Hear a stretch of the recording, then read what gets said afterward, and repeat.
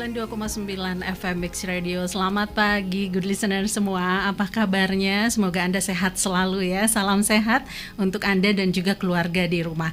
Nah, di pagi hari ini seperti yang sudah kita informasikan sebelumnya, kita kembali akan berbincang dan pagi hari ini tema yang akan diangkat adalah mengenai pentingnya pengukuran kebugaran jasmani pada ASN, calon jemaah haji dan juga anak sekolah. Nah, pagi hari ini sudah berkenan hadir di studio Ibu Dr. Sylvia Indriani Wilujeng Enjing. Ibu, selamat pagi. Wilujeng Enjing teh. Ya, selamat Bu? pagi. Iya, gimana kabarnya Bu? Sehat? Alhamdulillah baik. Mudah-mudahan Teteh dan semuanya juga sehat ya. Dan bugar. Iya, nah itu. Terima kasih sudah menyempatkan diri hadir sama-sama di studionya Mix Radio dan juga siap untuk membuka wawasannya good listener semua ya. Kita pendengarnya disebutnya good listeners ya. Iya, dan mungkin mengingatkan kembali untuk yang sudah tahu gitu ya, di reminder, diingatkan kembali mengenai pentingnya kebugaran jasmani ya Dok ya. Iya. Nah, ini kalau bicara mengenai kebugaran jasmani, oh iya sebelumnya Arin ingatkan juga untuk Anda good listeners yang ingin menyimak secara langsung, secara visual perbincangan kita juga live di Instagramnya Dinkes Cimahi Care. Dan untuk Anda yang ingin mengajukan pertanyaan juga silahkan disampaikan melalui WhatsApp di 085 161 280 929 di WhatsAppnya Mix Radio. Nah Dok, kalau misalnya bicara mengenai standar kebugaran jasmani, sebetulnya apa yang dijadikan standar seseorang itu bugar gitu ya, untuk dewasa maupun anak, itu ada ukurannya atau ada standarnya gitu Dok? Ya, jadi kalau yang namanya bugar itu bukan sekadar sehat. Iya. Ya, kalau orang sehat sudah diketahui lah oleh umum ya, sehat ya fisik, ya mental, ya sosial ya. Tapi kalau yang namanya bugar, dia itu, seseorang itu sanggup untuk melakukan aktivitas atau tugas pekerjaan sehari-hari secara efisien dan efektif dalam jangka waktu relatif cukup lama tanpa menimbulkan kelelahan yang berarti. Jadi dia itu masih punya cadangan tenaga nih, misalnya untuk melakukan hobi atau misalnya menghadapi sesuatu yang sifatnya dadakan. Itu bugar. Kalau secara subjektif, memang kita bisa rasakan ya, kita ini bugar atau enggak. Misalnya gini, kita habis medical check up atau habis periksa ke dokter, kondisi kesehatan kita baik-baik aja, ya enggak ada penyakit misalnya seperti itu. Tapi kenapa ya sedikit-sedikit capek, sedikit-sedikit ngantuk, padahal melakukan sesuatu yang biasa-biasa aja, tidak lebih berat dari sebelumnya. Nah itu biasanya tanda tanya kebugarannya. Gitu ya. Jadi, tapi memang untuk membuktikannya secara objektif, kan kita perlu data yang objektif dan kuantitatif, maka perlu yang namanya pengukuran kebugaran jasmani. Itu itu bagaimana cara mengukurnya? Apakah ada metode khusus atau harus seperti tadi dokter sebutkan secara kuantitatif gitu ya, secara data di atas kertas itu memang harus ada gitu ya. Nah, standarnya bagaimana cara mengukurnya, metodenya? Iya, jadi yang namanya pengukuran kebugaran jasmani itu adalah pengukuran komponen-komponen kebugaran jasmani yang dilakukan dengan metode pengukuran yang sudah diakui oleh internasional dan nasional. Jadi nggak bisa begitu aja kita yang ringan pakai cara gitu, ala A ala B, enggak. Tapi harus standarnya standar internasional dan nasional ada ya. Sementara pemilihan dari komponen kebugaran jasmani apa yang akan kita lakukan, kemudian jenis pengukurannya seperti apa, metodenya apa yang akan kita pilih, itu tentu nanti kita harus melihat kondisi dan kebutuhan. Karena tiap orang itu juga nggak bisa kita samaratakan pemeriksaannya harus A, B, C, D. Belum tentu seperti itu. Makanya perlu yang namanya ada screening kesehatan dulu sebelum masuk ke pengukuran kebugaran jasmani. Kurang lebih seperti itu. Salah satunya mungkin dokter bisa menyebutkan beberapa jenis komponen yang diukur itu, misalnya apa Dok? Iya, jadi ada 2 kelompok komponen kebugaran jasmani ya. Pertama, health related physical fitness. Jadi kebugaran jasmani yang terkait kesehatan. Iya. Sementara yang kedua itu adalah skill related physical fitness. Jadi kebugaran jasmani yang terkait dengan keterampilan. Sekarang kalau bicara untuk masyarakat umum atau misalnya olahraganya masyarakat atau non kompetisi, sebetulnya dengan pengukuran komponen jasmani yang terkait dengan kesehatan saja sudah cukup, ya. Tapi ketika misalnya terkait dengan status tertentu atau kondisi khusus, misalnya pada seorang atlet, tentu biasanya dibutuhkan skill related physical fitness, komponen kebugaran jasmani yang terkait dengan keterampilan itu kita butuh datanya juga, gitu. Betul. Nah, kemudian untuk umum pun kan kalau komponen kebugaran jasmani yang terkait dengan kesehatan tidak hanya satu macam. Di situ ada komponen daya tahan jantung paru. Ada daya tahan otot, kekuatan otot, kemudian ada fleksibilitas atau kelentukan. Kemudian juga ada komposisi tubuh. Tapi kalau untuk umum setidaknya itu dilakukan pengukuran daya tahan jantung paru. Bukan hanya untuk umum sebetulnya. Untuk yang status khusus pun atau kayak kondisi atlet gitu ya, atau misalnya. Atlet itu perlu sekali. Kenapa? Karena daya tahan jantung paru itu adalah komponen kebugaran jasmani yang paling mendasar, paling penting. Tapi bukan berarti yang lain nggak penting.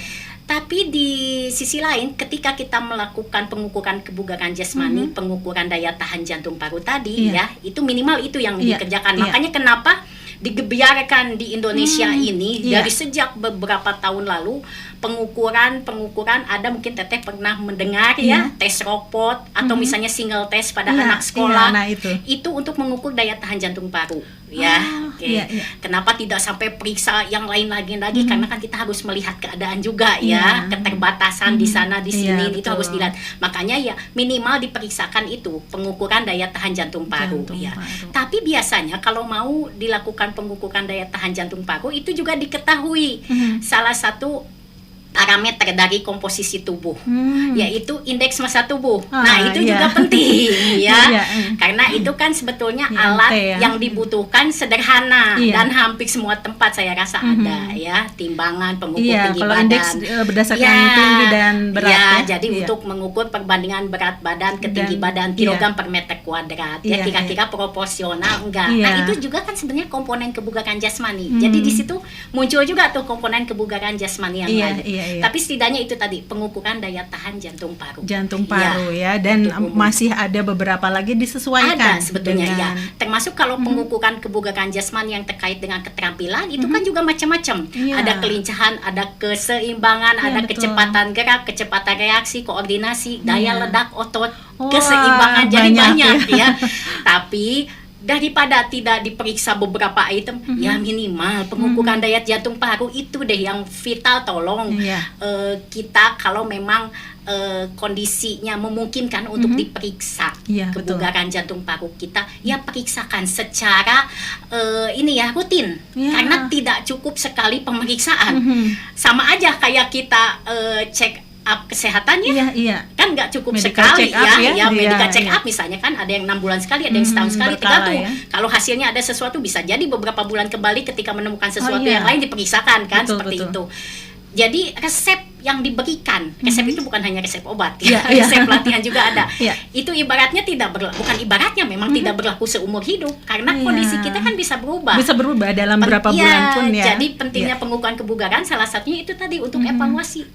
Sekian bulan, biasanya 3 bulan sekali lah dicek kebugaran untuk tahu ini program latihan fisik yang atau olahraga yang dijalankan mengalami keberhasilan atau segitu-gitu aja atau mundur. Nah, nanti kan dilihat kira-kira penyebabnya apa kalau sampai mundur atau segitu-segitu aja gitu ya. Mungkin Dok ada yang mungkin sedang program sedang program diet atau program untuk menurunkan berat badan dan sebagainya, itu juga mungkin salah satu dibutuhkan juga pengukuran standar kebugaran secara berkala. Jadi latihan-latihan atau exercise yang dilakukan itu sudah ada hasilnya enggak gitu ya? Jadi disitulah pentingnya pengukuran kebugaran jasmani, karena betul. manfaat yang didapat itu banyak. Iya. Ya, jadi dari pengukuran kebugaran jasmani itu kan kita bisa tahu tingkat kebugaran jasmani seseorang. Iya, betul. Masuk kategori mana sih? Kurang sekali, kurang, cukup, baik, atau baik sekali. Kan itu tentu kayak rapot beda. Ya? Iya.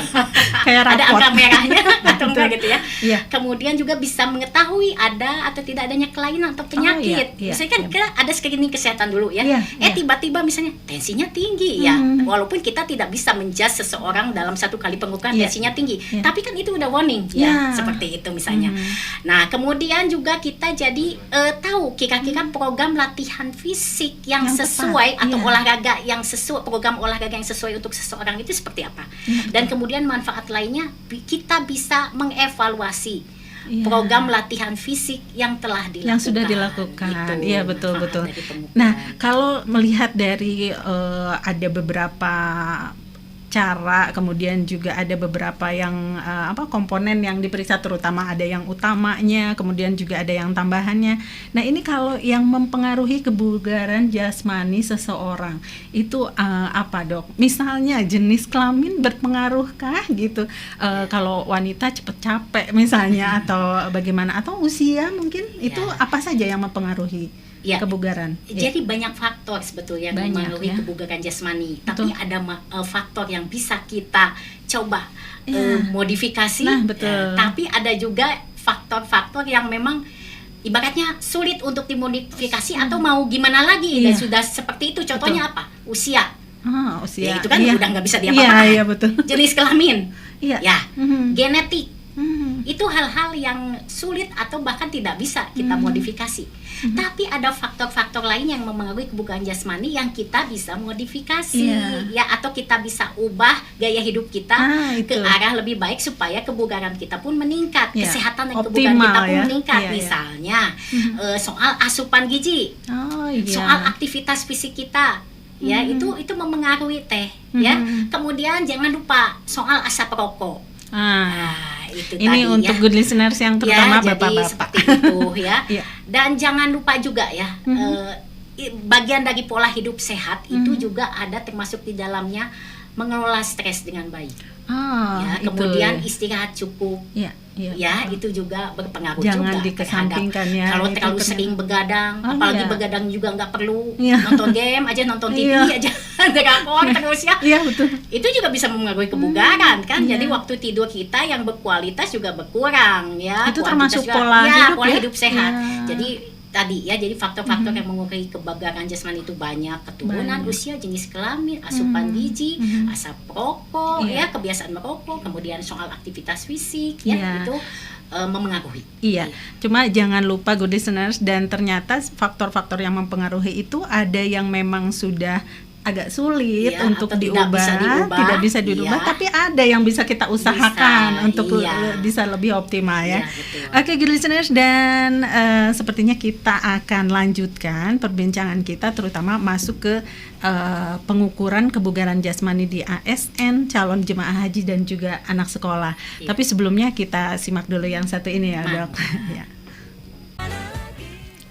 Oke, good listener, 92,9 FM Mix Radio, kita lanjut kembali ya. Perbincangan kita sangat menarik ternyata mengenai pengukuran kebugaran jasmani pada ASN, calon jemaah haji dan juga anak sekolah. Tapi sebetulnya seperti tadi dijelaskan ya oleh Dr. Silvi, ternyata tidak hanya untuk ASN, calon jemaah haji, anak sekolah, tapi untuk masyarakat umum juga sebetulnya perlu untuk bisa mengukur kebugaran tubuh. Dan ternyata banyak faktor yang mempengaruhi, kemudian juga komponen yang harus diperiksa banyak ya. Nah, kalau kita sekarang masuk ke para ASN nih, Dok.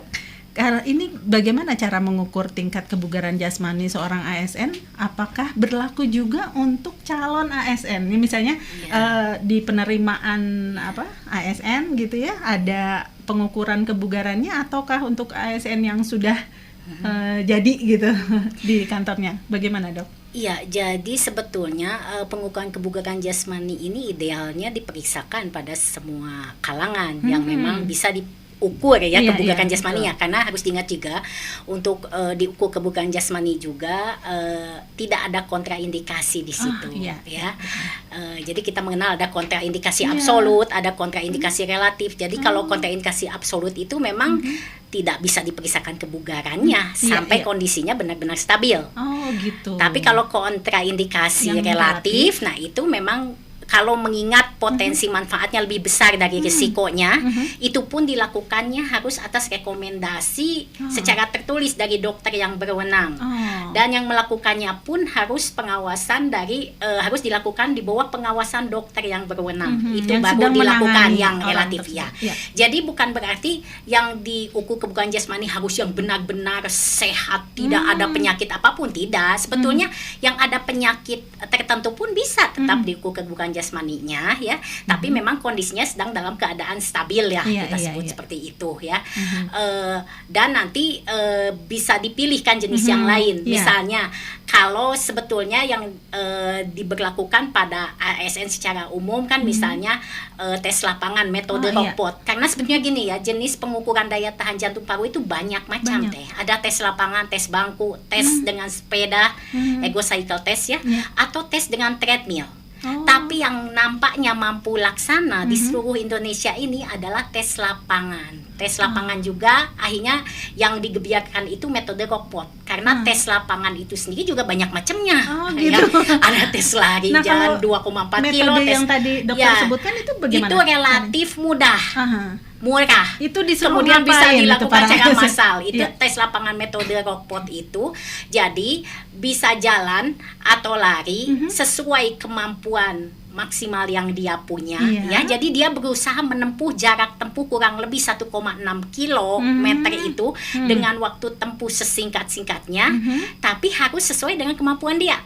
Jadi kalau kemampuannya jalan ya jalan aja gitu. Kalau kemampuannya lari ya kalau terus aja jalan ada hoream jalan aja ya sayang gitu kan. Jadi tentu akan berefek ke hasil ya. Tapi ada kondisi tertentu yang memang tidak diperiksakan lewat tes lapangan metode robot. Contohnya yang sudah usia misalnya lebih dari sama dengan 70 tahun. Karena kan hasil pengukuran dari tes lapangan metode robot itu sampai usia kurang lebih 69 tahun ya.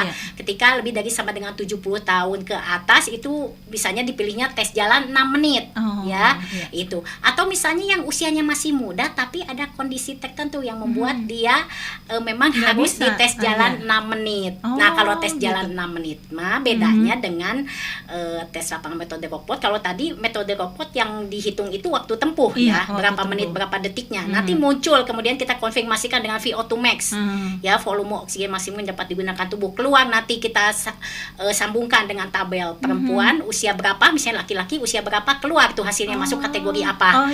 Tapi kalau tes jalan 6 menit peserta tes ini jalan bolak-balik selama 6 menit, yang dihitung adalah jarak tempuh. Dapat berapa selama gitu, 6 menit ya, betul. Kemudian kalau pada anak sekolah itu single test ya. Single testnya itu tes lari 1000 meter atau tes lari 1600 meter ya. Nah, kalau tes lari 1006 meter sebetulnya dari buku pedomannya itu untuk anak SD.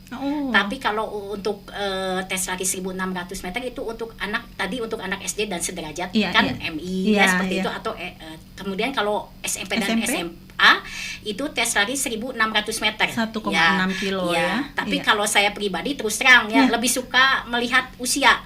Karena kan kalau anak itu ada juga yang ternyata 14 tahun ya sudah, misalnya masih usia masih duduk di bangku SD, sementara kalau tes lari 1000 meter itu 10 sampai 12 tahun.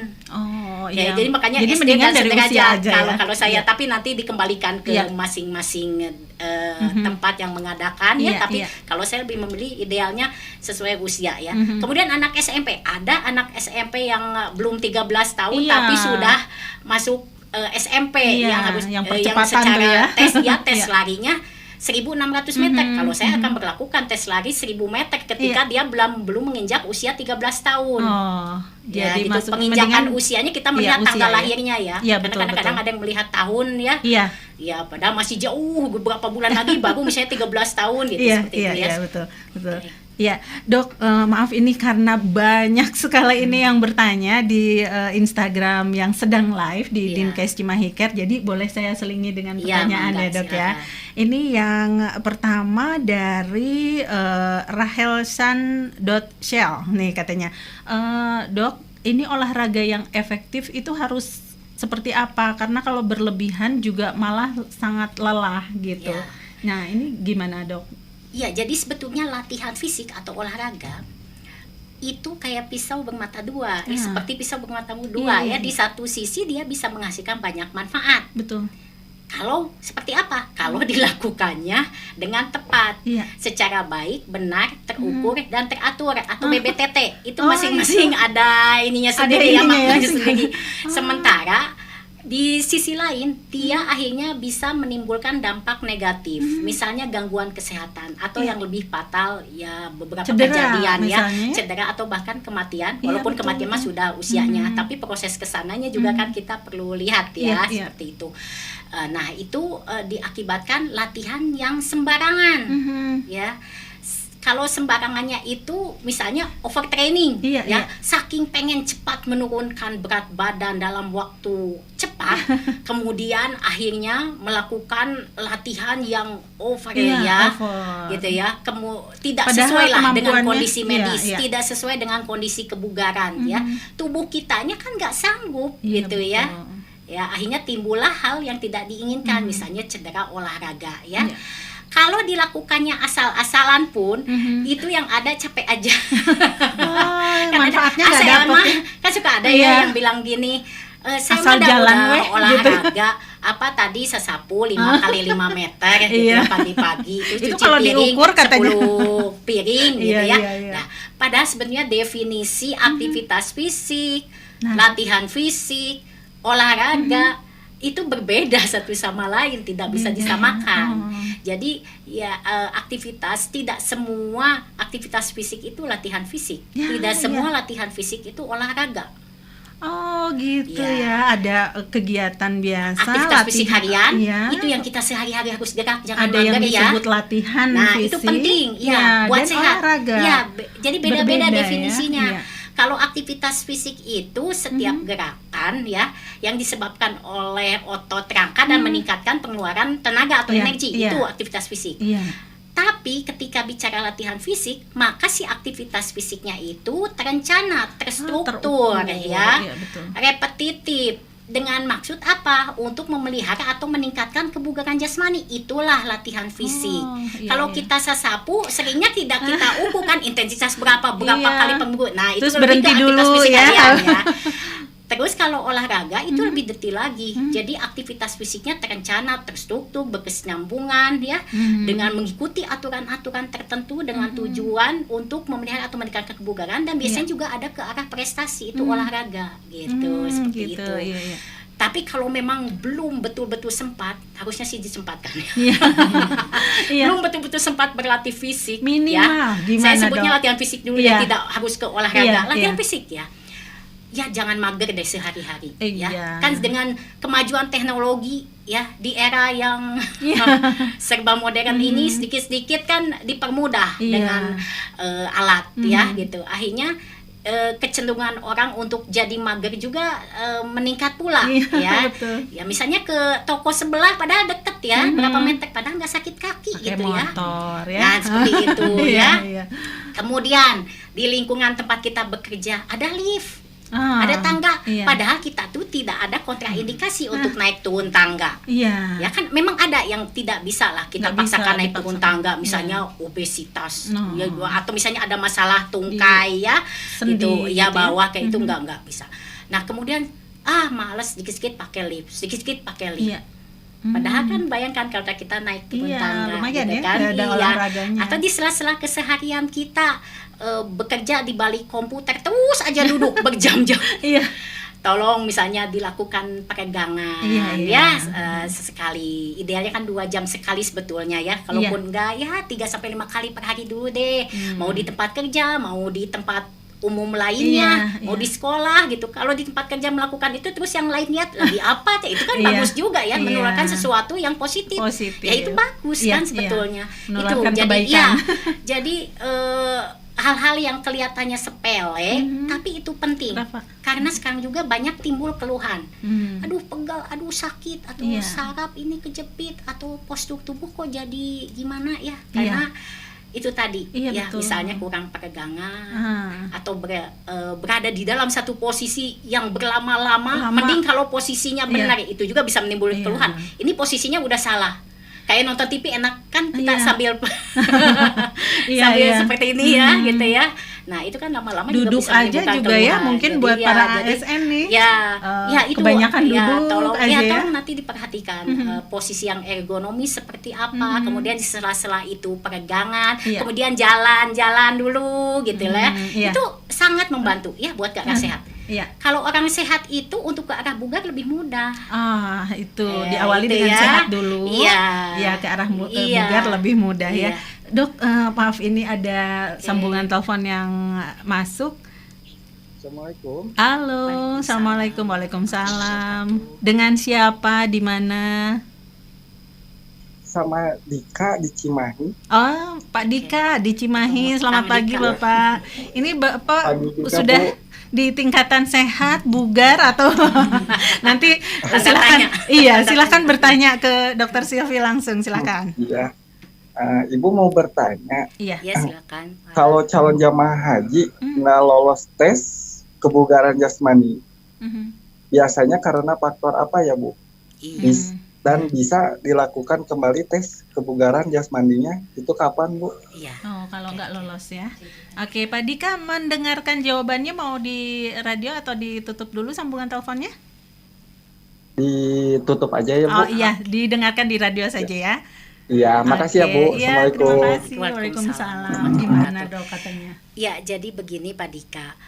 Untuk tes kebugaran calon jemaah haji beberapa tahun lalu itu jadi kewajiban ya Bu ya. Oh gitu ya. Tapi sekarang mulai ya tidak wajib. Jadi lebih ke nanti yang bisa membuat calon jemaah haji ini bisa enggak perginya ibadah haji itu dari hasil kesehatan. Nah, Sebenarnya kalau hasil kebugaran hasilnya nggak bagus ya, itu tidak serta merta jadi jadi nggak bisa pergi ke ibadahnya, enggak. Ini lebih ke pemeriksaan Tes kesehatan kesehatan. nanti yang menentukan iya, ya bisa enggaknya pergi untuk beribadah Iya. haji. Karena itu tadi orang sehat kan belum tentu bugar. Iya. Jadi bisa aja secara kesehatan bisa pergi ibadah haji, di tes kebugaran hasilnya kurang sekali Oh, gitu kan. iya, betul, Masa betul, mau betul. digagalkan untuk pergi ibadah Iya, haji kan iya. enggak seperti itu. Tapi walaupun sudah tidak menjadi kewajiban untuk belakangan ini Iya. tes kebugaran untuk calon jemaah haji masih banyak yang melakukan Melakukan itu tes dan gitu. itu alhamdulillah bagus. Iya. Karena ibadah haji itu suatu ibadah yang benar-benar harus- butuh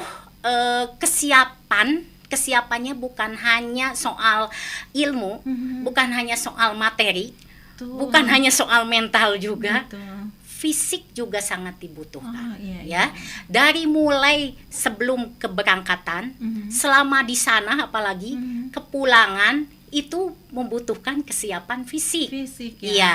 Jadi idealnya sebetulnya pengukuran kebugaran jasmani itu atau kita mulai nih menata laksana kebugaran diri kita Iya. itu sebetulnya pada saat mendaftar. Idealnya sih dari sekarang begitu Iya, kita tahu gitu iya. ya. Oke, kalaupun daftarnya iraha ya udah nggak masalah. Lebih baik telat kan daripada Iya, iya. enggak. Tapi kalaupun enggak, minimal itu 6 bulan sebelum keberangkatan. Bayangkan sekarang kalau tes kebugaran 2 minggu sebelum kepergian. Iya. Sementara dari hasil penelitian pun yang namanya kemajuan dalam kebugaran itu bisa Nggak bisa dicapai instan, ya? minimal setelah Iya. 8 minggu sampai 12 minggu terlatih. Oh. Sekarang oke, bukan berarti sia-sia Iya, juga, iya, tapi iya. lebih warning ke ini ya, kita ibaratnya waspada diri kita. Oh, ternyata hasil kebugaran saya seperti ini, bukan berarti sia-sia juga gitu ya dengan betul. kita melakukan cobalah jalan gitu kan dalam waktu 2 minggu. Tapi kalau untuk mengharapkan kebugarannya naik dalam tempo sesingkat-singkatnya secara teori tidak bisa seperti itu. Jadi butuh proses gitu ya. Betul. Jadi nanti sebelum kepergian biasanya kalau jemaah haji setelah diperiksa kebugarannya itu kan nanti biasanya diserahkan ke puskesmas hasilnya ya. Nanti banyak juga tuh dinas kesehatan atau puskesmas yang punya program latihan gitu. Jadi misalnya ada seminggu sekali senam senam kebugaran jasmani, tapi untuk 2 kali atau 3 kali lainnya dilakukan secara mandiri, bisa misalnya dengan jalan ya, bisa dengan senamnya tapi akses dari tempat yang bisa dipercaya ya. Jangan sampai senam aksesnya dari yang full high impact misalnya. Jadi di situ nanti kan dari hasil pengukuran kebugaran jasmani itu seorang pemeriksa itu dengan diketahui kondisi medis, diketahui kondisi kebugaran seseorang, bisa ditentukan kira-kira jenis dengan dosis atau takaran latihan yang tepat buat seseorang itu seperti apa. Biar latihannya nanti menghasilkan banyak manfaat, enggak sia-sia, enggak menimbulkan masalah kesehatan itu seperti itu. Nah, nanti sebelum keberangkatan ya latihan nanti disesuaikan nanti dengan kondisi medis, dengan tingkat kebugaran. Kemudian nanti selama di pesawat kan lama di pesawat itu, ya jangan duduk terus. Sesekali kalau memungkinkan bisa jalan di selasar ketika memang boleh kita jalan di selasar. Kemudian sambil duduk juga lakukan peregangan. Nanti kan dikonsultasi dari seorang tenaga kesehatan juga ada nih peregangan yang betul itu seperti apa, karena peregangan juga kalau asal-asalan bahaya atau caranya nggak betul bahaya, bisa cedera juga jadi harus betul gitu ya. Oke. Kemudian nanti begitu di sana latihan aerobik sudah tidak diperlukan karena di sana itu kan sudah banyak kegiatan, tapi boleh peregangan tuh misalnya 3 kali per hari, bisa masing-masing atau per kelompok gitu ya. Itu kemudian kepulangan, nah nanti disesuaikan lagi nih kepulangan kondisinya seperti apa gitu. Jadi berkelanjutan, jangan setelah pulang ibadah haji berhenti aja, udah ibadah haji, jadi saya nggak butuh lagi yang namanya exercise, latihan fisik, nggak seperti itu. Jadi berkelanjutan gitu. Jadi pengukuran kebugaran ini bukan hanya untuk calon jemaah haji, bukan hanya untuk ASN, bukan hanya untuk anak sekolah atau peserta didik, ya. Jadi dibutuhkan oleh masyarakat umum ya. Ya, jadi ini tadi tuh pemeriksaan kesehatan udah terjawab mungkin ya. Sudah jadi, ya, sepertinya untuk ya, jadi kalau gagal jadi tidak lolos. Kapan jadi gini, kalau sebelum pengukuran kebugaran jasmani, memang nanti kan ada screening kesehatan dulu. Ya, dari screening kesehatan itu kita harus lihat nih, ya, ini butuh bisa kita obatin dulu, kira-kira bisa kita beri pengobatan dulu, ataukah harus dirujuk ke spesialis lain yang terkait, gitu. Kalau dari spesialis lain yang terkait itu ternyata belum keluar rekomendasi untuk dites kebugaran, ya tidak bisa dilakukan. Kondisinya kan belum stabil. Tapi kalau dari spesialis lain yang terkait diperbolehkan untuk tes, bisa melakukan itu, gitu. Jadi nanti dilihat lewat pemeriksaan kesehatan ada yang layak atau tidak layak untuk tes kebugaran. Kalau yang tidak layak untuk tes kebugaran, maka nanti dilihat ada yang bisa kita coba dulu dengan obat, kemudian nanti disuruh kembali lagi, gitu ya. Ataukah ada yang memang ini harus dirujuk dulu ke spesialis lain yang terkait, gitu ya. Gitu. Jadi, tapi itu tidak menentukan kalau soal kebugaran itu bisa tidaknya seorang calon jemaah haji pergi ke ibadah haji, tapi lebih ke tes kesehatan itu nanti yang menentukan, tim yang menentukan bisa tidaknya pergi seperti itu. Tidak begitu aja dibatalkan atau tidak boleh pergi ya. Iya, betul. Jadi tes kesehatan yang sangat menentukan itu tes kesehatannya ya. Mudah-mudahan bisa menjawab ya Pak Dika ya, dari Dr. Silvi sudah sedikit banyak diterangkan. Nah, ini ada juga yang saya bacakan salah satu yang bertanya ya. Ini kan karena banyak sekali nih ya yang bertanya. Ini dari farhanhardi.far nih ya, yang bertanya melalui Dinkes Cimahi Care di Instagram. Kang Farhan ini nanya, katanya tadi disinggung mengenai merokok. Ya. Nah, merokok sebenarnya sudah banyak yang tahu bahwa rokok itu tidak baik gitu ya. Tapi banyak yang kecanduan. Nah, itu gimana, Dok, katanya? Ya, jadi sebetulnya yang lebih penting itu niat dari diri sendiri ya. Seberapa banyak pun betul. advice masukan yang diberikan kepada seorang perokok, ketika dirinya sendiri belum berniat kuat untuk berhenti, itu sulit ya. Tapi kalau merasa sudah berusaha untuk berhenti merokok tapi sulit juga, bisa saja datang. Kalau untuk di wilayah Dinas Kesehatan Kota Cimahi kan di puskesmasnya itu ada juga UBM ya. Apa upaya itu? Berhenti merokok. Mangga silakan untuk datang ke sana ya. Atau kalau misalnya saya mau ke tempat lain, silakan ya. Di beberapa tempat misalnya di mangga mau ke tempat swasta juga ya, ke ahlinya gitu. Untuk nanti dilihat gitu. Ini butuh enggak terapi, karena ada juga yang memang harus lewat konseling dulu, nggak bisa kita. Ada juga yang karena udah candunya kita kok nggak bisa berhenti aja. Memang harus ada turun tuh ya soal konselingnya, kemudian perlu enggak terapinya gitu, seperti itu. Tapi kalau masih kalau memang merasa ini sebetulnya diri sendiri mah ini mah bisa gitu ya untuk berhenti, cuma karena aduh nggak enak sama teman dikatain kayak cewek misalnya, atau nggak enak kayak nggak solider ya. Sekarang gini aja ya, kalau merokok bareng-bareng, terus kalau sakit mau diajak bareng, mau ikut ngurus, itu aja pertanyaannya gitu ya. Itu jadi jangan sampai kita membuat pembenaran yang sebetulnya dipertanyakan itu benar atau enggak gitu ya. Dan rasanya juga ada tidak yang berhenti merokok terus malah jadi sakit parah. Itu kemungkinan sakitnya itu karena sisa rokok yang dari dulunya, kalaupun itu terkait dengan soal asap rokok seperti itu. Jadi mulai dari sekarang, karena banyak yang berhasil kok kalau niatnya kuat. Insya Allah banyak yang berhasil. Niat dari diri sendiri ya. Mungkin agak sadis juga ya kalau saya ya, siapa tahu misalnya suka ada tuh teman yang datang ke rumah misalnya, ke rumah seseorang misalnya, terus karena temannya itu bertamunya itu misalnya para perokok, kemudian difasilitasi dengan menyediakan asbak. Sebenarnya kan bisa ya, karena kita bicara baik-baik gitu sambil bercanda kan, nggak perlu dikasih asbak. Nggak ada asbaknya, misalnya gitu ya, itunya lah kan bisa secara halus ya. Kemudian harus diingat, itu kan efeknya bukan hanya buat si perokok. Kalau si perokoknya misalnya ngerokoknya jauh dari orang lain gitu ya, masih mending. Tapi ketika dekat-dekat dengan orang lain, apalagi anak-anak, ibu hamil misalnya ya seperti itu. Jadi ya tolonglah dipikirkan kembali untuk merokok. Betul. Apakah perlu dilanjutkan atau enggak ya? Akan tersambung sebetul. Dan ini mungkin diselingi juga ada pertanyaan lagi nih dari Zari_Rizal ya, katanya diet yang wajib untuk yang overweight. Diet yang wajib Oke. Tadi saya ada tambahan yang buat yang perokok gini, mereka juga bisa mengalihkan ke hal lain yang positif.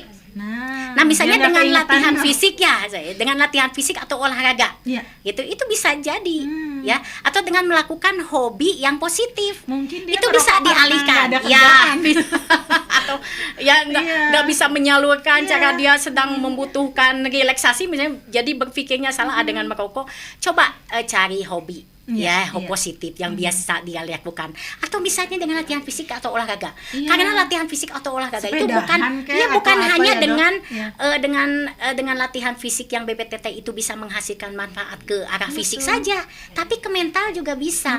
Termasuk dia bisa mengeluarkan hormon-hormon yang bisa mengelola suasana hati. Oh, iya, Contohnya ya. endorfin, Iya, serotonin, itu kan bisa bikin suasana hati jadi Jadi enak gitu iya, ya. betul. Gitu itu juga bisa jadi pengalihan gitu ya. Iya. Lama-lama berkurang bisa berhenti Iya, juga gitu. iya. Apalagi misalnya bergaulnya dengan yang bukan tidak- perokok. Iya, betul. Nah, itu karena berpengaruh ya. pergaulan itu sangat menentukan. Betul, Ya kita betul. bisalah cara halus gimana. Ya dan kalau kita pun deket-deket dengan para perokok, kita juga ngerasain Jadi- efeknya yang merugikan buat Iya, diri kita kadang itu kita ya. malah ngisep Ya, gitu ya, kita ya, nggak merokok juga ya, jadi jadi perokok pasif. tambahannya itu ya cari betul. hal-hal lain yang menyenangkan buat Iya, dia, tapi yang sifatnya positif. Iya. Itu sebagai bentuk pengalihan Ya, ya. untuk Kang Kemudian Farhan, ya semoga seperti sedikit itu. Iya. banyak menjawab ya. Tadi soal diet ya, Iya. diet untuk overweight. Anxiety, iya. Ya, jadi ini tetap dikembalikan kondisi medisnya seperti apa. Iya. Kemudian kondisi kebugarannya seperti apa. Mhm. Jadi memang butuh dulu pemeriksaan kesehatan, Ya. nantinya masuk bisa nggak untuk pengukuran kebugaran. Nanti Oh, kan pengukuran kebugaran yang terutama daya tahan jantung paru Oh, ya. iya, betul. Cuma kalau untuk yang overweight atau obesitas biasanya memang utamanya ke soal latihan aerobik. Latihan aerobik itu untuk kebugaran jantung paru. Contohnya jalan atau jogging, bukan berarti lagi juga ya, karena nanti tergantung tingkat kebugarannya seperti apa. Misalnya bersepeda ya Iya, gitu seperti itu masuk aerobik. Tapi makin berat ya itu dibutuhkan kebugaran yang lebih lagi Iya, gitu. betul. Tapi untuk yang obesitas ini terutama memang sebaiknya tidak dulu melakukan latihan yang iya. sifatnya high impact. Iya. Karena kasihan bagian penyangga tubuh. Oh. Misalnya banyak Iya, loncat-loncat, kalau itu yang kurang overweight. dianjurkan dulu. Iya, betul. Tapi jangan juga berpikir latihannya teh jalan jogging nggak, latihan beban, latihan kelentukan nggak penting, itu juga penting. Iya. Makanya kalau latihan kelentukan contohnya rajin peregangan, itu juga penting. Iya. Kalau latihan beban bukan berarti push up ratusan kali, sit up itu nggak juga dianjurin, karena latihan beban tidak dianjurkan tiap hari dilakukan. Ah. Untuk yang kebugaran baik pun maksimal 3 kali per minggu, Iya, apalagi kebugarannya baik. Tapi kalau untuk latihan beban, tolong lakukan juga dengan cara yang benar. Iya. Karena misalnya kita mau angkat dumbbell nih yang sekilo, bukan berarti langsung angkat yang puluhan kilo loh. Iya, Bisa cedera bertahap juga ya, ya, bertahap. bertahap. Kan kita harus lakukan dengan benar. Misalnya 2 set dulu, kemudian 8 repetisi, lama-lama nambah repetisinya seperti itu. Jadi tapi biasanya memang utamanya di latihan aerobik. Iya. Dan juga saya perlu tambahkan di sini, jangan juga berpikiran kalau yang latihannya itu buat yang misalnya membentuk masa ini badan, dia nggak gemuk misalnya. Saya mah ayo we main latihan beban. Kasihan banget badannya. Iya. Padahal kebugaran jantung paru itu komponen kebugaran yang paling vital. Penting. Latihan aerobiknya pun penting. Jadi latihan aerobik itu bukan hanya senam aerobik, Iya, itu iya, intinya. iya. Dan untuk yang mau ngebentuk badan pun yang tidak gemuk atau nambah massa otot bukan berarti mainannya di latihan beban aja. Enggak, yang lain-lain Iya. pun penting termasuk latihan aerobik. Iya, Jadi iya. satu sama lain itu bentuk latihan itu bermanfaat Iya, ya betul. selama dilakukan dengan cara yang betul gitu ya, seperti itu sesuai dengan kebutuhan tepat. ya. Dok, ada yang Ya. tersambung lagi sepertinya ya, Oke. telepon. Selamat pagi. Halo. Halo, Nah, selamat pagi. Dengan siapa ini? perkenalkan nama saya Putri. Saya Ya. ingin bertanya, Silakan Teh Putri. semisal ada calon jemaah haji yang usianya udah di atas 60 tahun ke atas, Mhm. terus punya penyakit tertentu, jadi nggak memenuhi syarat dari aspek kesehatan. Mhm. Nah, untuk tindakan selanjutnya itu seperti apa ya? Oke. Ya. Jadi seperti saya sudah bilang tadi ya Teh, langsung aja atau Ya, gimana? silakan. Dijawab ya, Teh Putri. Didengarkan di Ya. radio mungkin ya. Terima kasih. Selamat pagi. Ya. Oke, jadi gini Teh, kalau memang tidak lolos untuk tes kebugaran saat Ya, itu, tadi nanti kan sedikit ya, disinggung ya. biasanya nggak lolos itu nanti pemeriksaannya dari dokter. Dari Karena dokter. memang kalau kita ada istilah pakai Q&U ya, bukan istilah, jadi ada anamnesis khusus pakai Q&U. Ketika ada satu jawaban ya saja, itu harus dikonsultasikan ke dokter, Iya. gitu ya. Walaupun yang bertanya itu sebelumnya tenaga kesehatan lainnya, Iya. tapi ketika ada satu jawaban ya saja, maka itu harus dikonsultasikan ke dokter. Ya. Kemudian nanti juga biasanya ada anamnesis tambahan ya, berkembang di masing-masing gitu. Nah, nanti kalau diketahui ternyata tidak layak untuk tes kebugaran saat itu, maka dilihat nanti seperti saya bilang tadi, Iya. apakah kita coba dulu dengan diobati, ataukah memang ini mah harus dirujuk dulu nih ke spesialis lain yang terkait. Nanti spesialis lain yang terkait lah yang ini boleh nih enggaknya di tes kebugaran. Karena kan nanti bisa jadi ada butuh pemeriksaan lain yang memang diketahui oleh spesialis lain yang terkait, yang di pihak pemeriksa di sini tidak tahu gitu. Jadi bisa jadi diobatin dulu atau tadi dirujuk dulu ke spesialis lain terkait. Nanti keputusannya dari spesialis lain yang terkait kalau bisa enggaknya untuk dites kebugaran. Kecuali kalau yang tadi diobatin biasanya nanti sama dokternya disuruh nanti datang lagi lah beberapa hari kita lihat lagi gitu seperti itu ya. Nah, kemudian tadi ada diet ya untuk overweight, bukan hanya soal latihan sebetulnya ya. Jadi gini, sebetulnya kebutuhan untuk asupan gizi itu sebenarnya sifatnya individual juga. Sama kayak kita butuh untuk latihan fisik atau olahraga. Jadi itu memang karena nanti kan dihubungkan dengan soal aktivitas fisiknya sehari-hari seperti apa sih, kemudian kerjaannya apa sih, kemudian usianya berapa, laki-laki, perempuan, berat badannya, tinggi badannya, itu tuh data-data itu tuh penting untuk seseorang kebutuhannya tuh kalorinya itu segimana sih, terus seperti apa sih makanan asupan gizinya yang dibutuhkan itu seperti itu. Cuma pada prinsipnya kalau betul-betul belum sempat konsul ke ahli gizi, saya pikir ahli gizi itu banyak di tiap puskesmas pasti ada. Kalau nggak ke ahli gizi, kalau ada yang lebih spesifik lagi, misalnya ada kasus tertentu bisa ke dokter spesialis gizi klinis di rumah sakit manapun biasanya ada atau ke tempat praktek swasta juga mangga ya. Gitu. Itu nanti ditentukan kira-kira, nanti biasanya diajak ngobrol gitu kan, nanti asupan gizinya kira-kira seperti apa, untuk kemudian nanti kontrol lagi, karena bisa nggak cukup sekali gitu, beberapa bulan kemudian lihat lagi kan, bisa jadi ada pengurangan berat badan nantinya seperti itu ya. Terus misalnya kolesterol tingginya jadi berkurang nih, misalnya apakah obat-obatan diberhentikan dulu, diberhentikan ataukah dikurangi dosisnya, kan dilihat gitu ya. Apakah memang kalau kolesterol tinggi misalnya ternyata cukup dengan modifikasi gaya hidup, itu juga individual sifatnya, nggak bisa disamaratakan ya, terapi juga satu sama lain.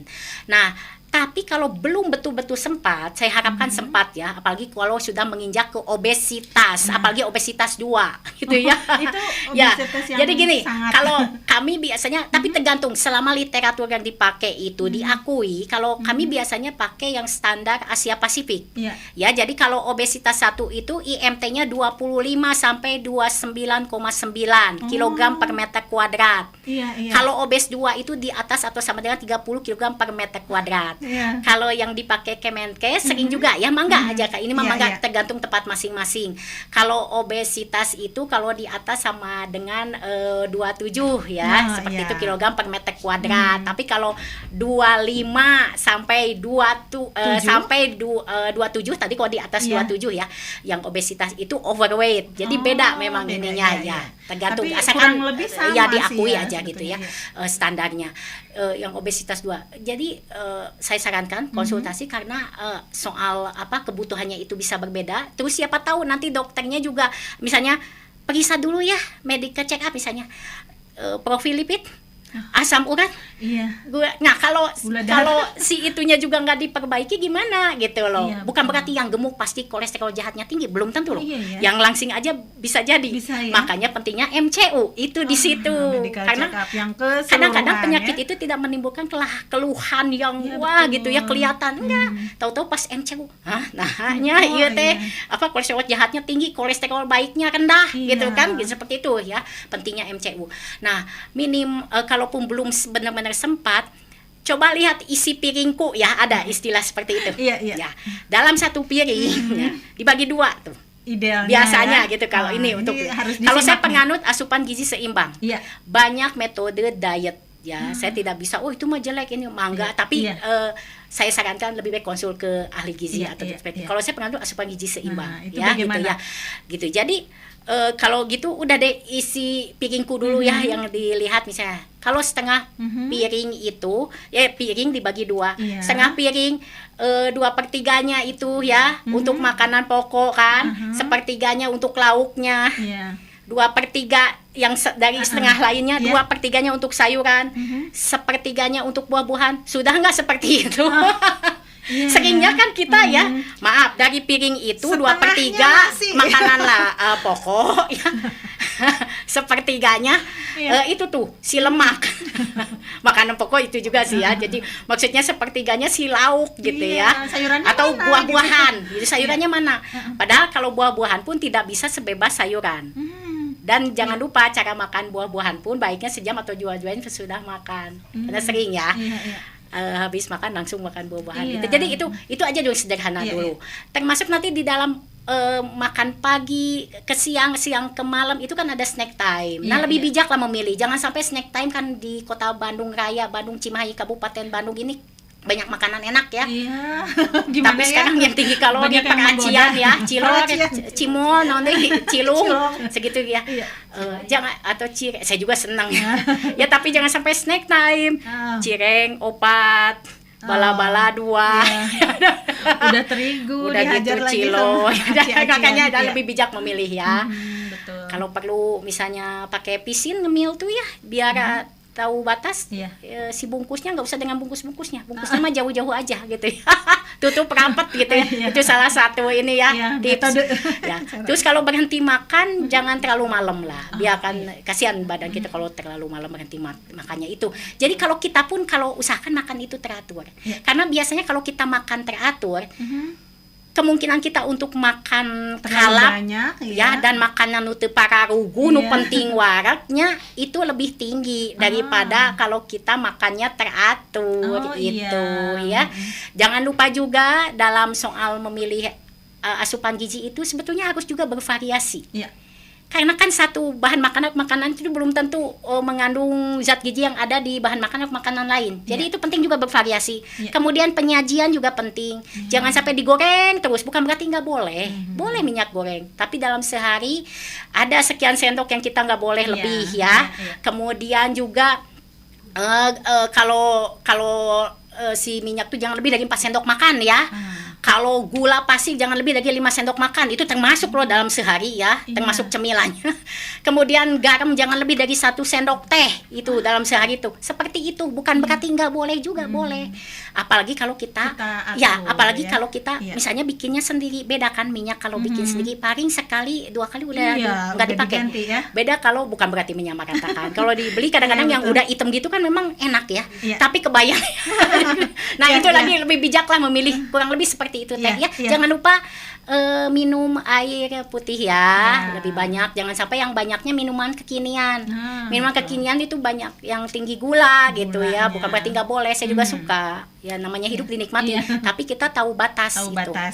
Okay. Nah, kita akan lanjut lagi perbincangan kita, dan sebelumnya Arin ingin sedikit mungkin ya yang bisa disebutkan beberapa yang sudah bertanya, tapi sepertinya sudah terjawab ya tadi mengenai indeks massa tubuh dan mengenai merokok untuk Kang Alif.b.ta,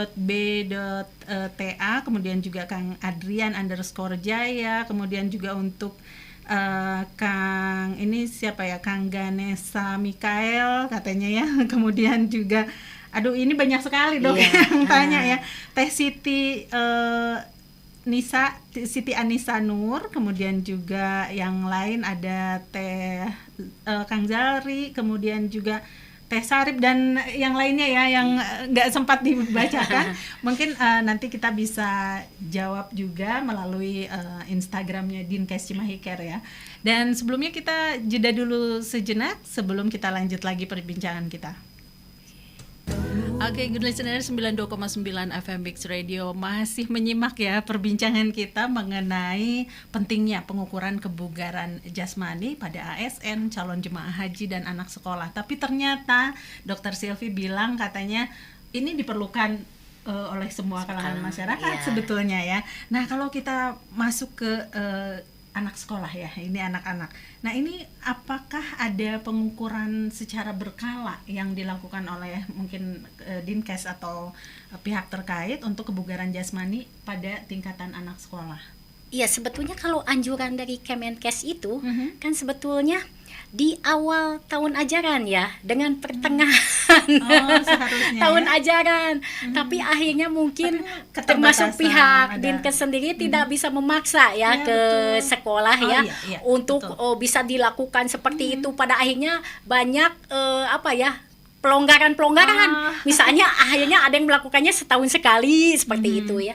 Tapi sebetulnya ya itu tadi, idealnya itu Perlu, ya. dilakukan secara berkala, bahkan lebih abdol lagi kalau 3 bulan sekali, karena Iya, itu iya. tadi kan biar ke evaluasi Iya, ya betul. di penjaringan dini kesehatan. Nah, sebetulnya itu harusnya masuk ya, selain program soal dari dari pemerintah. dari pihak sekolah ya Bu ya, dari dinas kesehatan itu ada kan. Iya. Nanti masuknya biasanya lewat UKS. Nanti kan kerjasamanya iya, iya. lewat UKS, kemudian nanti kan dinas kesehatan sendiri sebetulnya, Kemenkes sendiri sebetulnya udah banyak melakukan sosialisasi ya tentang pentingnya ya kebugaran jasmani, terkait di dalamnya kan termasuk soal pengukuran ya untuk anak sekolah atau peserta didik. Ya. Tapi pada akhirnya di pelaksanaannya ya kita tidak bisa memaksakan juga ya, harus ideal gitu ya. Jadi Kembali ya itu lagi tadi ke seperti kebijakan, saya bilang tadi, akhirnya ya di beberapa tempat, bahkan mungkin banyak tempat akhirnya ada kelonggaran-kelonggaran yang kita Tahun-tahun. mintakan, misalnya Iya. awal tahun ajaran, ajaran. yang pertengahan tahun ajaran cuma setahun sekali. Tapi juga kami upayakan, kalau dari Kemenkes itu sebetulnya kan bisa berbeda teknik pengukurannya dengan yang dari bagian lain. Iya. Dari kementerian lain. Tapi karena dinas kesehatan kemudian puskesmas sebagai instansi terdekat ya dari masyarakat, itu kan puskesmas ya. Puskesmas ya, ada di Oke, mana-mana. selain nanti kan lewat kadar ya, betul, betul. perpanjangan tangannya. Itu ya mau tidak mau ya harus mengikuti dari Kemenkes gitu betul. kan, termasuk untuk pengukuran kebugaran ini. Iya. Karena kalau menggunakan metode lain yang ternyata tidak dipakai oleh Kemenkes, ya gimana juga ya, Iya. itu tadi. Jadi memang yang digebiarkan oleh Kemenkes itu tadi single test Iya. gitu. Sebetulnya ada baterai test. Itu Ya, apa? baterai test itu serangkaian tes yang terjadi atas 5 butir tes yang harus dilakukan secara berurutan. Tapi pada prakteknya itu lebih sulit ya dilakukan. Karena apa? Itu butuh alat-alat, sarana, prasarana, dan SDM yang lebih daripada single test. Bayangkan di 5 pos Karena itu harus berurutan. ada harus ada SDM-nya. Ya, kemudian di situ ada alat-alat. Beda dengan tes lari Single. ya, Oh, yang iya. kita butuhkan kan area Iya. yang cukup luas ya, karena kalau terlalu kecil kasihan, Iya. terlalu sering muter gitu ya. Jadi itu Iya. tadi, itu Terus area, yang terus ukur areanya waktu, tidak licin iya, kan, iya, itu betul. sebetulnya pengukur waktu gitu kan, itu kan lebih mudah Iya. gitu. Itu makanya kenapa single test yang Iya. kalau memang Banyak melakukan. ya, jadi baterai tes akhirnya tidak banyak yang melakukan karena itu tadi butuh alat-alat dan SDM yang memang cukup banyak, yang belum tentu di tempat lain itu ada Iya, gitu iya. ya. Nah, kemudian ya memang diharapkan seperti itu kerjasama iya. dari pihak sekolah, mau negeri mau swasta ya, karena begini, kalau seorang peserta didik, istilahnya sebagai peserta didik ya, atau Iya, anak iya. sekolah itu bugar, Iya. itu banyak manfaat Nah, gitu ya, ini. banyak manfaatnya Tadi itu. mau tanya juga Jadi begini manfaatnya. Teh, kalau misalnya seseorang itu bisa kan dengan pengukuran kebugaran bisa ditentukan latihan yang tepat untuk si giginya. anak tersebut. Dengan latihan yang BBTT itu oksigenasi jaringan meningkat. Oksigenasi jaringan kalau meningkat itu efeknya itu kekuatan kontraksi otot termasuk otot jantung meningkat. Kemudian metabolisme hormonal juga lebih efisien. Nanti tuh sambung menyambung terus akhirnya nantinya ke arah daya serap akan pelajaran yang bisa betul, lebih betul. tinggi. Ya, itu dari soal latihan fisik yang BBTT tadi. Iya. Nah, kebayang kalau daya serap seorang peserta didik itu optimal. meningkat, itu kan prestasinya juga bisa meningkat. Prestasi itu Betul. bukan berarti harus selalu juara. Iya. Ya gitu ya. Kemampuan. Ya bisa mengoptimalkan kemampuannya, Iya. itu bisa meningkat. Selain itu juga kita lihat outcome-nya apa. Iya, betul. Angka kesakitan turun atau enggak, Iya. ketidakhadiran karena sakit turun atau enggak, Nah, itu bisa untuk anak dilihat. sekolah ya. Ya, Iya. itu pentingnya Iya, betul. pengukuran kebugaran. Nanti kan efeknya ke soal prestasi belajar Iya, anak, iya, kehadiran anak, Iya. kemudian diharapkan angka kesakitan peserta didik itu nggak bisa menurun Iya, gitu ya. menurun. Apalagi di era sekarang yang saya sebut tadi ya, Iya, kan banyak. anak-anak sekarang Jajanan. ya itu makanya termasuk sosialisasi itu misalnya nih. Iya. Misalnya peregangan di sela-sela jam pelajaran. Iya, benar. Sebetulnya ada yang disosialisasikan seperti itu udah sering ya. Kemudian sebelum masuk ke kelas ada dulu senam ringan Iya, iya. atau peregangan ringan. Di sela-sela jam pelajaran ada peregangan ringan. Kemudian pas istirahat sebaiknya sekolah itu punya minimal 2 alat yang kira-kira bisa permainan tradisional Iya, iya, misalnya yang bisa menggerakkan yang bisa membuat anak tertarik untuk bergerak ya. Jadi Iya. jangan sampai Jangan mager. sehari-hari di Iya. di kelas itu Pas duduk terus istirahat diem duduk aja. lagi gitu Iya, seperti betul. itu ya. Gitu seperti. Penting Jadi di ya. situ tuh penting peran serta pihak yang terkait Iya. sekolah itu sebetulnya bukan hanya guru, Iya. kepala sekolah yang Iya. mungkin nanti punya Iya. kebijakan, semua yang ada di lingkungan sekolah juga penting, bukan hanya ibu guru dan kepala sekolah ya. Iya. Orang tua Ah. jangan lupa Iya, karena mengingatkan ya misalnya juga, nanti bisa ya. lewat POMG ada Iya, sosialisasi betul. juga ya. Karena kan ibaratnya sekolah itu hanya beberapa waktu Iya. aja kan gitu kan. Kebanyakan Lebih banyak dengan misalnya orang di rumah tua, iya. gitu kan Maaf, atau dengan Dok, orang tua. ada Oke. yang penelpon lagi Silakan. nih. Selamat pagi. Halo. Pagi. Iya, pagi. Dengan siapa ini? Dengan Cynthia. Cynthia di mana? Cynthia di Cimahi Utara. Di Cimahi Utara ya. Ya, silakan Cynthia pertanyaannya. Mau nanya ini, kalau untuk pengecekan kebugaran jasmani untuk anak sekolah, apakah puskesmas punya jadwalnya tersendiri? Ah. Terima kasih sebelumnya. Iya, terima kasih ya Cynthia. Jawabannya didengarkan di radio Oke. saja ya. Iya, silakan Dok. Jadi biasanya nanti dinas kesehatan setempat ya Iya. dengan puskesmas ya. Iya. Itu biasanya ada koordinasi teh. Iya. Ya, karena dinas kesehatan kemudian dinas kesehatan itu butuh data juga ya Iya, untuk dari kemudian sini. dilaporkan kan ke dinas kesehatan kabupaten kota, nanti dilaporkan dinas kesehatan provinsi, dilaporkan ke Kemenkes Betul. gitu. Jadi memang ada koordinasi di situ selain utamanya supaya melakukan pengukurannya dengan cara yang tepat Iya, gitu iya, ya. betul. Karena terus terang ada juga beberapa sekolah yang sudah melakukan pengukuran, tapi pengukurannya memang tidak seperti yang menurut Disarankan. anjuran Iya, iya, Kemenkes betul. gitu. Jadi untuk itu tentu saja si dinas kesehatan masing itu biasanya berkoordinasi dengan puskesmas untuk ya, kemudian dari nanti puskesmasnya itu tergantung mereka mampu laksananya itu berapa tahun sekali misalnya gitu iya, ya. iya. Walaupun misalnya dinas kesehatannya pengennya tiap penjaringan dini kesehatan ada, tiap tahun ajaran, tiap pertengahan ajaran ada. Tapi kan ya itu tadi SDM.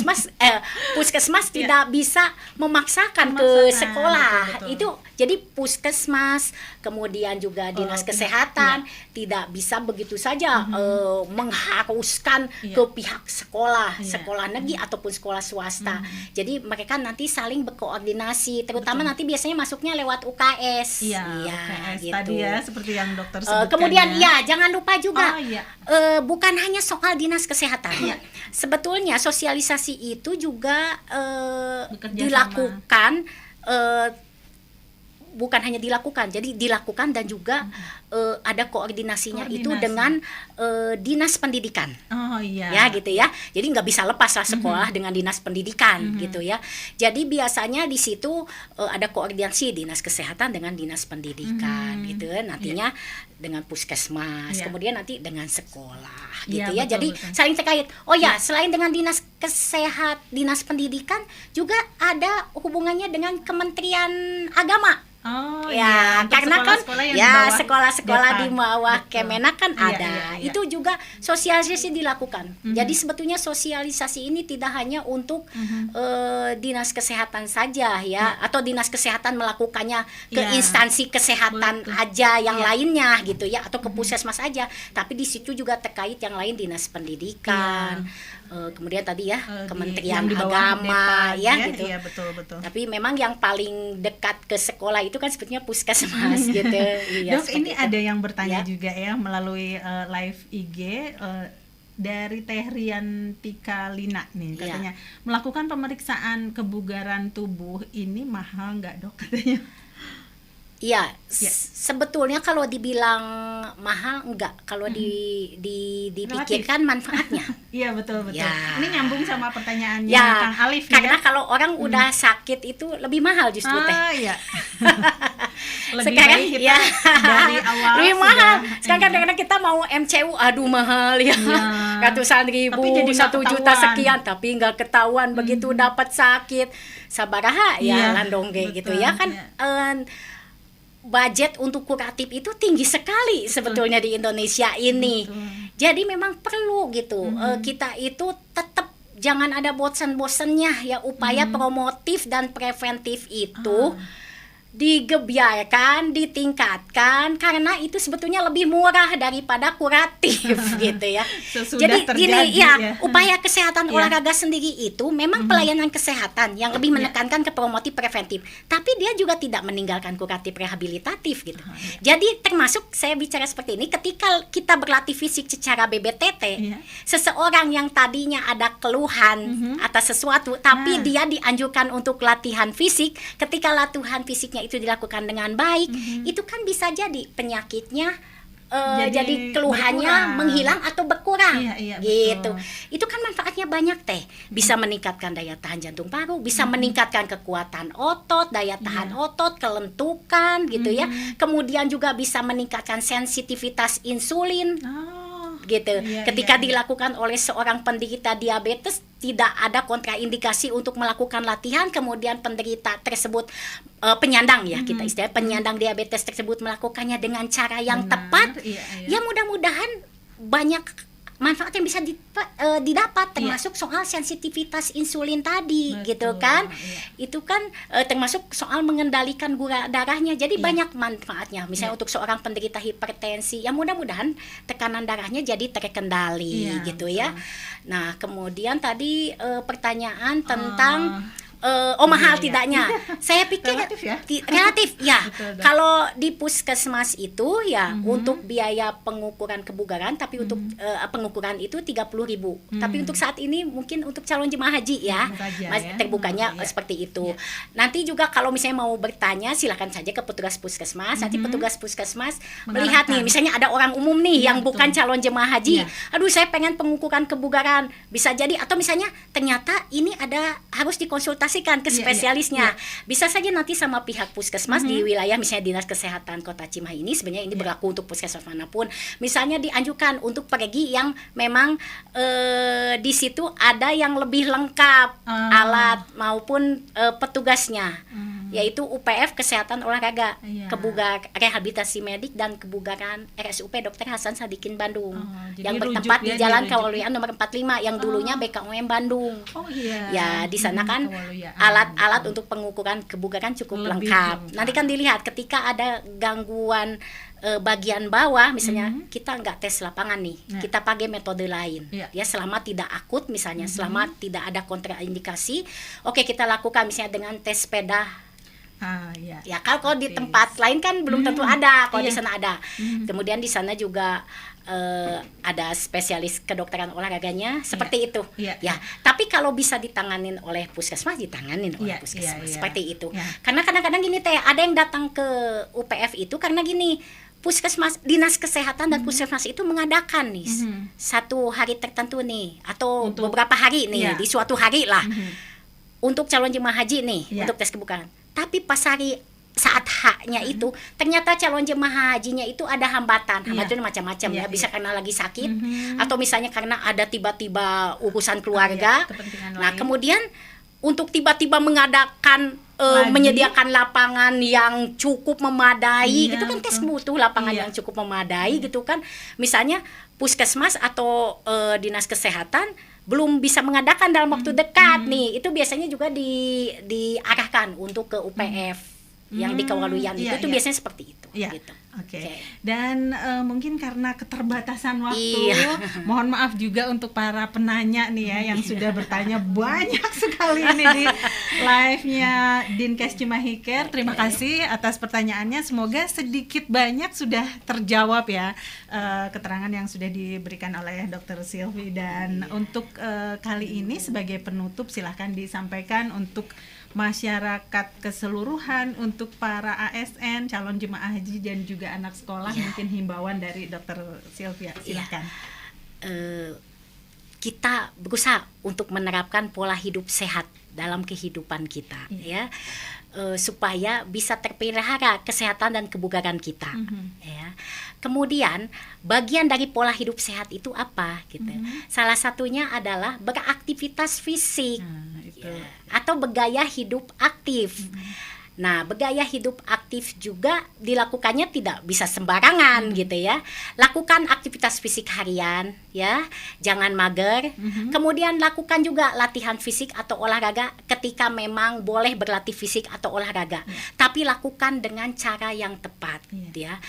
Untuk tahu jenis dengan dosis latihan yang tepat untuk seseorang itu seperti apa, maka memang butuh pemeriksaan kesehatan dan pengukuran kebugaran jasmani ya, biar nanti bisa ditentukan kira-kira jenis dan dosis atau takaran yang tepat untuk seorang individu itu seperti apa, biar banyak manfaat yang bisa didapat entah dari aspek fisik, mental maupun sosial ya, seperti itu kurang lebih.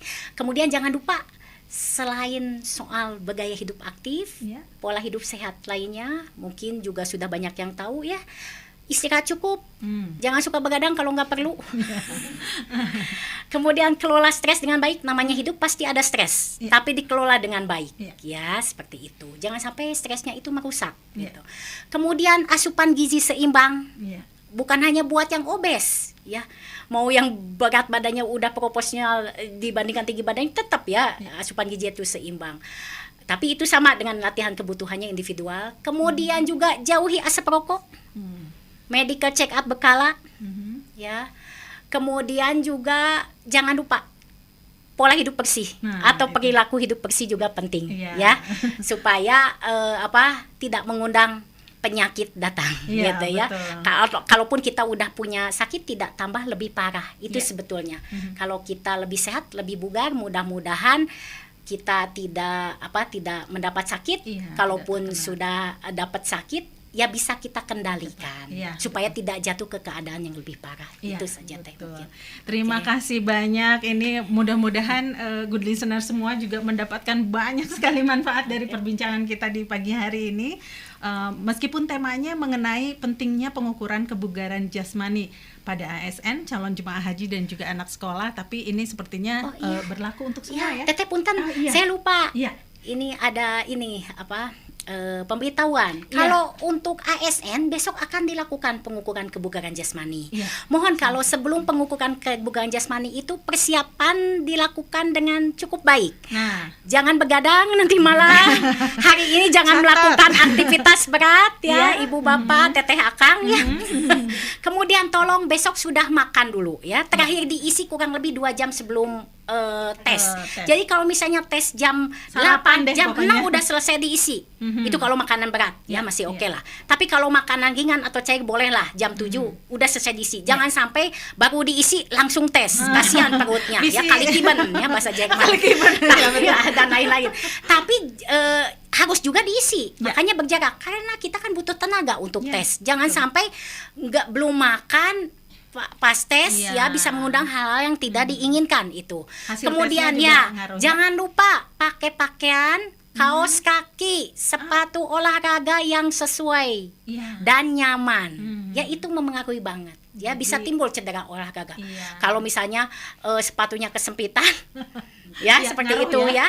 Ya jadi pakai pakaian sepatu kaos kaki olahraga yang sesuai dan nyaman. Kemudian jangan lupa yang memang minum obat tertentu, misalnya punya hipertensi, obat tetap diminum ya.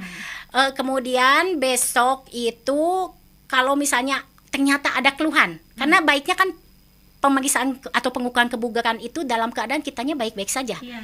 Tapi baik-baik sajanya di sini bukan berarti harus nggak ada penyakit apa-apa. Enggak, ketika tensi pun nanti kan diukur tekanan darah ya. Bisa nggak tes saat itu. Cuma kalau misalnya tiba-tiba besok di rumah nih, aduh demam, batuk, pilek gitu ya, beritahu pihak yang terkait, misalnya lewat teman atau gimana. Karena tidak dianjurkan untuk tes kebugaran kalau ada infeksi akut. Kalau sedang, pertama bisa memperburuk keadaan, kedua hasil nggak akurat. Betul, gitu ngapain memaksakan diri untuk tes ya. Jadi jangan lupa untuk mempersiapkan diri dengan baik. Kalau para petugas saya yakin sudah mempersiapkan dengan baik, termasuk memperhatikan lingkungan, karena jangan sampai ibu bapak juga jangan sampai datang terlalu siang ya, karena kurang dianjurkan kalau terlalu siang panas.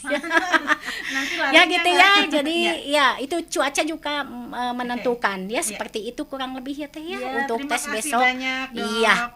Dan untuk rekan-rekan ASN itu sudah disebutkan ya tadi himbauannya dari Dr. Sylvia. Satu lagi Teh, punten saya lupa. Tesnya itu besok kalau ada keluhan pas sedang tes, tolong ibu bapak kasih tanda ya, jangan memaksakan diri lanjut.